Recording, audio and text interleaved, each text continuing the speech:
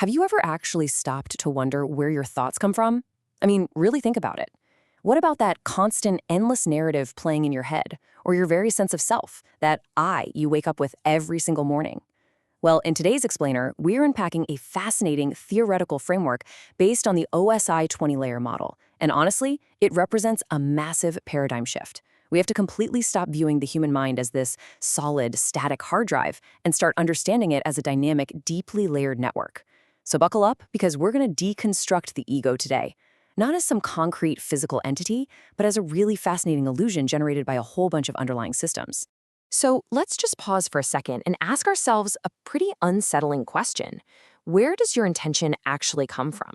When you decide to speak up in a meeting, to take a specific action, or to pursue some lifelong goal, is that really you making a spontaneous, independent choice, or is it something else entirely?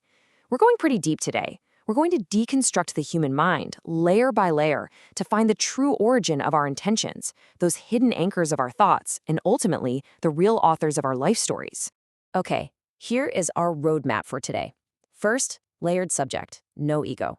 Second, knowledge, new sensory organs. Third, symbol addiction and fixation.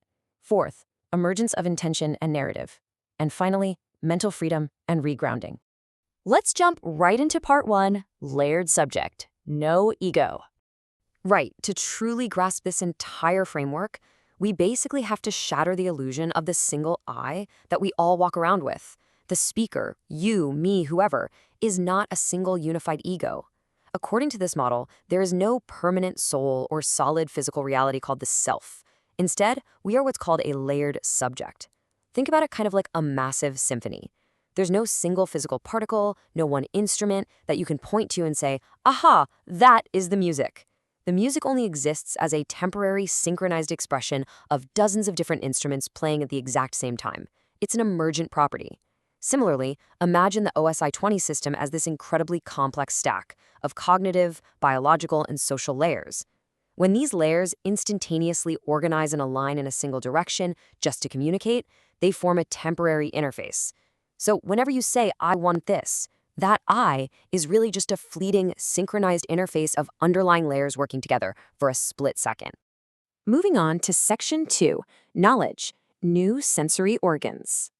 So if the subject is just this temporary layered interface, how exactly does it interact with the world? Well, this brings us to a really profound redefinition of learning. Acquiring knowledge isn't just about memorizing a bunch of facts or vocab words and shoving them into a mental filing cabinet. It's literally the expansion of your sensory and motor organs. Take economics, for example. When you learn economics, the physical world around you hasn't changed one bit, right? But you have fundamentally changed. You've essentially grown a new, invisible sensory organ that lets your interface detect economic shifts and market differences that were completely invisible to you just a week ago. Or linguistics. It lets you sense the hidden structures of speech. Philosophy allows you to sense the underlying premises of abstract concepts. Basically, new knowledge means new symbolic sensory organs, which makes entirely new actions possible for you. And because you are structured as this temporary stacked interface, the knowledge you acquire can never just be some flat, two-dimensional web of facts. The OSI2 layered acts as both the architecture of the subject and the architecture of a deeply layered knowledge network. To put that into perspective, think about a simple memory, like the smell of morning coffee. In a flat network, that's just a biological fact.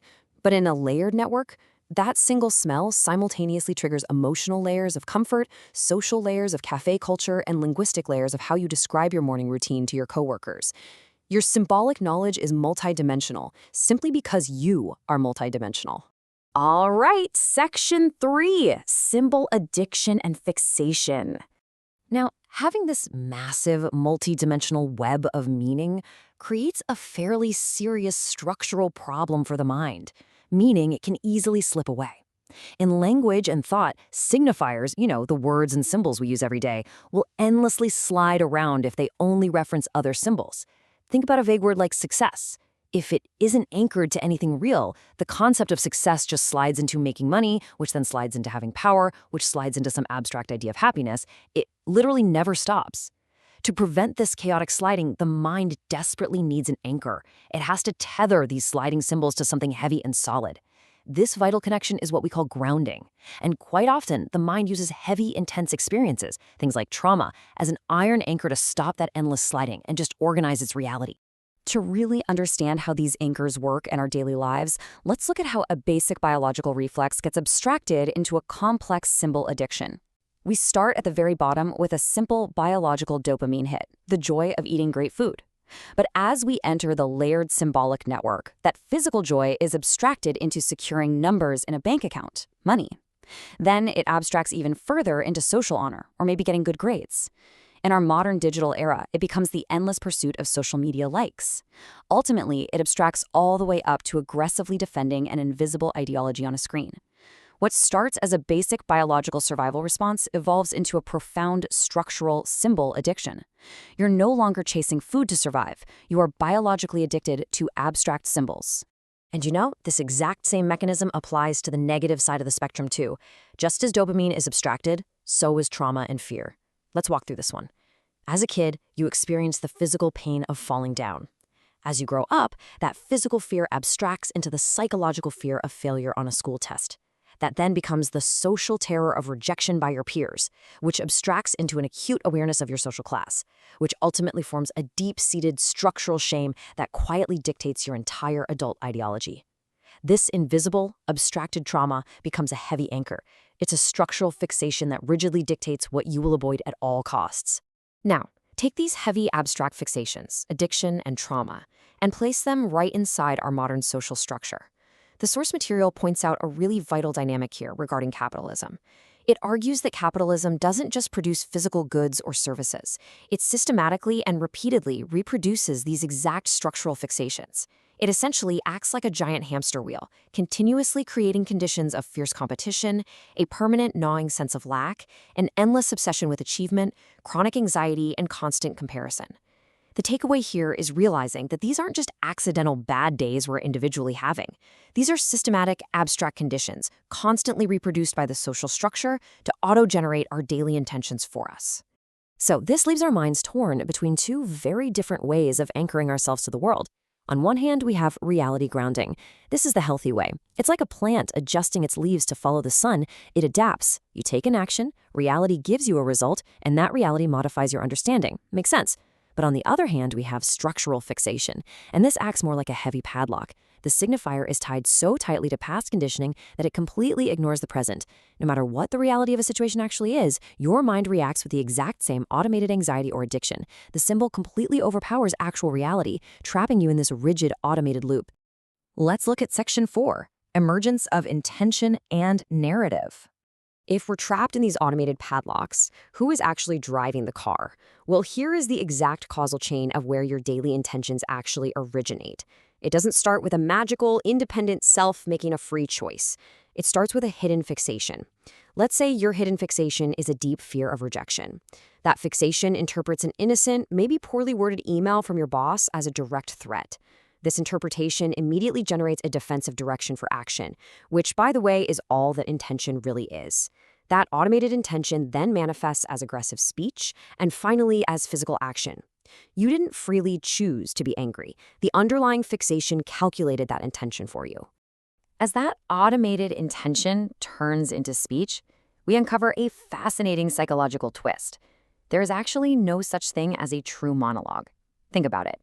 Even when you are completely alone, arguing with yourself in the shower, you are structuring your thoughts as if an other is listening, judging, and reacting to you. You are always speaking from the position of a layered subject, directing a message to another layered subject's symbolic order. This just proves that we aren't isolated islands of independent thought. Every utterance is fundamentally designed as a communication interface, reaching out to a vast symbolic network. So as we act out these automated, fixation-driven intentions over and over again, humans face a problem. We have a fundamental need to explain our own behavior. When an intention leads to an action, which produces a result, we instinctively assign it a meaning. To make sense of this endless, repeating loop of actions, the upper layers of our OSI cognitive system step in to do some heavy lifting. They organize time. They compress the absolute chaos of the past, the fleeting present, and the anticipated future into a single cohesive string. And this compressed logical timeline, that is exactly what we call a narrative.